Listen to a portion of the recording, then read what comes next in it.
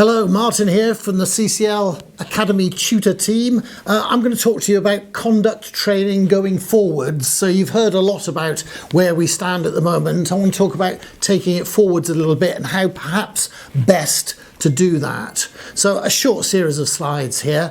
Where we are at the moment, obviously my preceding speakers have talked about a number of matters.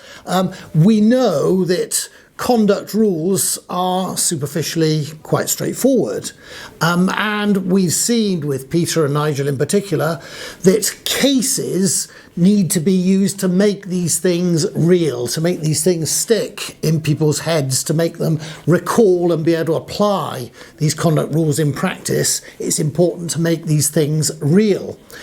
Now, we also know that these things don't remain static. Things are developing all the time. Think Harvey Weinstein, think the Me Too movement and the like. These things are moving forward. So these things will not stay static. They will need to develop over time. What's been acceptable and what may be acceptable at the moment may not be as we move into the future. And I've got a couple of examples that obviously make that clear, and that challenge has to be addressed in the training moving forwards. Now, here are the examples. The first one is very current. It's Priti Patel, and Priti Patel, as you well know, is being accused of bullying behaviour and aggressive behaviour and using swear words and all sorts. Now, for some of you that are a bit longer in the tooth perhaps, like myself, you might remember this one. And this was an accepted way of marketing and advertising marmalades and jams, which I think we all agree would be entirely unacceptable now. And that just gives you that view of how things are developing and changing over time. Now, what does that mean for conduct rules and using cases in our conduct rules training going forwards? Well, I've highlighted two approaches here on this slide. The first one is using e-learning, and I'll show you a bit of this in a moment, but using e-learning, the problem with e-learning, of course, is it can only anticipate reactions, the responses to the choices you might take when you're looking at a case. They're obviously already pre-programmed, and I'll show you how that can be done. That can be done quite cleverly, I think, but it doesn't, I don't think, accord with what face-to-face training events can do.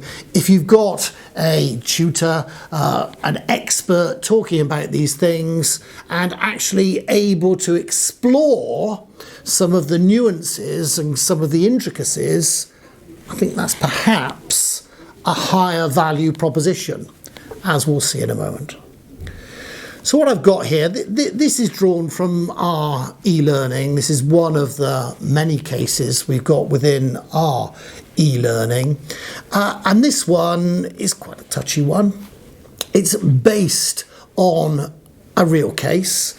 It's based on a real case that itself it wasn't a financial services firm, it was BP, the oil company, and this happened in Australia. And I've kind of taken this conduct story and turned it into a case.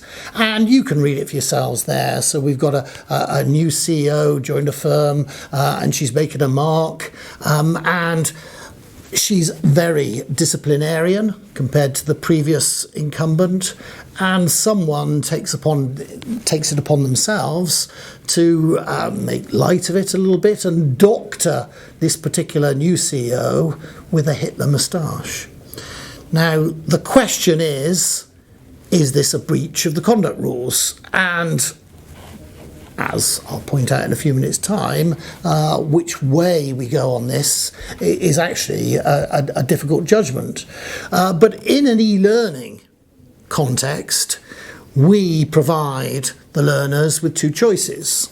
A yes choice, it's breaching the conduct rules, or a no choice, and it's not breaching the conduct rules.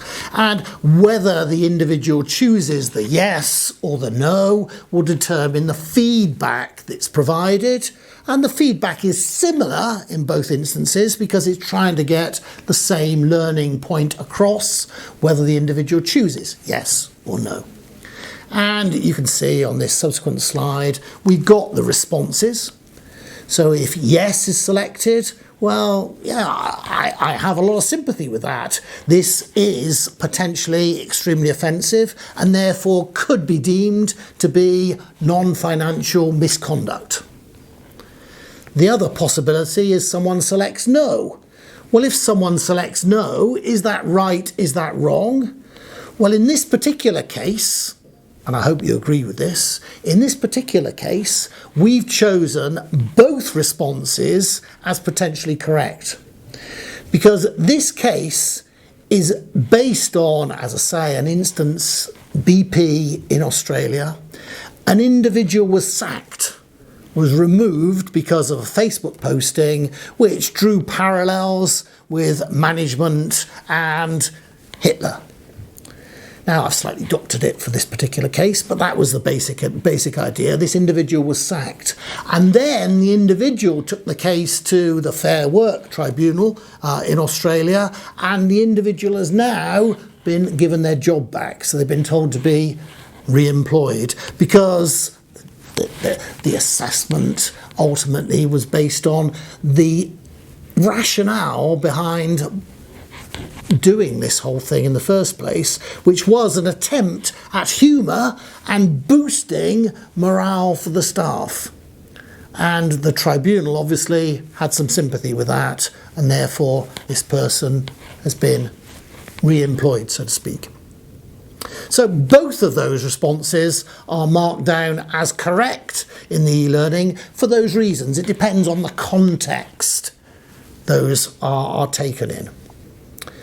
Now, I've got a further example here, which I hope illustrates how a face-to-face event, what I talked about earlier, a higher value event, a face-to-face event, where we can bring in a bit of discussion and the case can become more nuanced, more involved, is perhaps an even better way of exploring the conduct issue.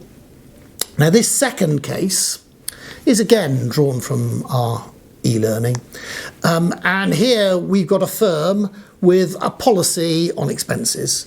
And the policy on expenses is up to £30 can be incurred on an evening for subsistence purposes, obviously, when someone is away on company business. Now, an individual is away on company business, meets a friend for supper, and the friend pays the bill for both. Now, the individual is aware that there's the potential for a reclaim on this supper, so grabs the receipt and then obviously uses that receipt to make a claim up to the £30.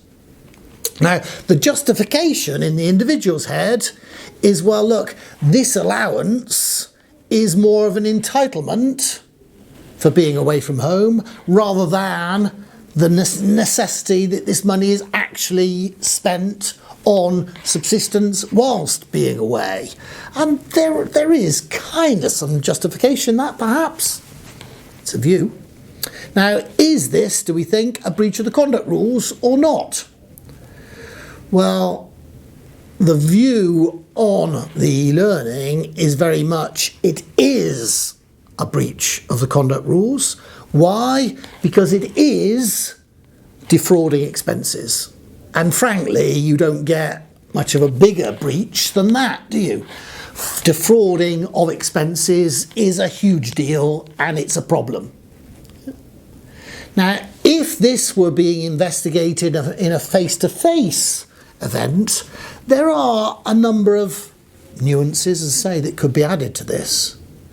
Perhaps the most obvious one being, what if this individual was just doing what everyone else in the firm was doing, and everyone else in the firm had been doing this for many years? And then it becomes a bit more like, remember the the MP expense scandal and that kind of thing. You know, the view is those expenses were for the inconvenience of being away rather than needing to necessarily be spent and evidenced by a valid receipt. It's an interesting one, it's a difficult one. So we've got the responses here. The response yes is deemed to be the correct answer here because it is defrauding expenses. If you chose that was not a conduct rule breach, you're deemed to have been incorrect here because there is defrauding expenses going on. So it is a pretty clear-cut issue, but you could bring more nuance into it. What would you do if this was part of a pattern and everybody was doing it? Becomes a much wider cultural issue there, I think. So that gives you some sort of idea as to how conduct rules could be brought to life moving forwards. We have to keep these things developing because, as I say, these things aren't necessarily static. And it doesn't have to be a training event, does it? It doesn't have to be a training event that brings these things to life, makes sure people are aware of what's going on. It could be, for example, some of you watching this video may well be CISI members. If you are, the CISI has been running for a number of years a wonderful series called Integrity Matters. And it investigates some very, very interesting areas, very much from the perspective of breaching the ethical code of the CISI, but investigating this nuance around what is acceptable, what's not, what's acceptable conduct, what's unacceptable in terms of conduct. So the CISI's Integrity Matters is one other possible source. We also publish a quarterly concerning conduct newsletter. So if any of you are interested in this, please sign up. But what it does is it picks up stories from the press and it covers those in a simple, focused manner, which enables you to pick up on the things that have happened in the preceding 3 months. And for example, that BP story is in our Concerning Conduct newsletter. So there's the Concerning Conduct newsletter that we produce. In addition to that, please don't forget that what will probably be happening is there will be things being constantly considered in the workplace as possible conduct breaches or maybe actual conduct breaches.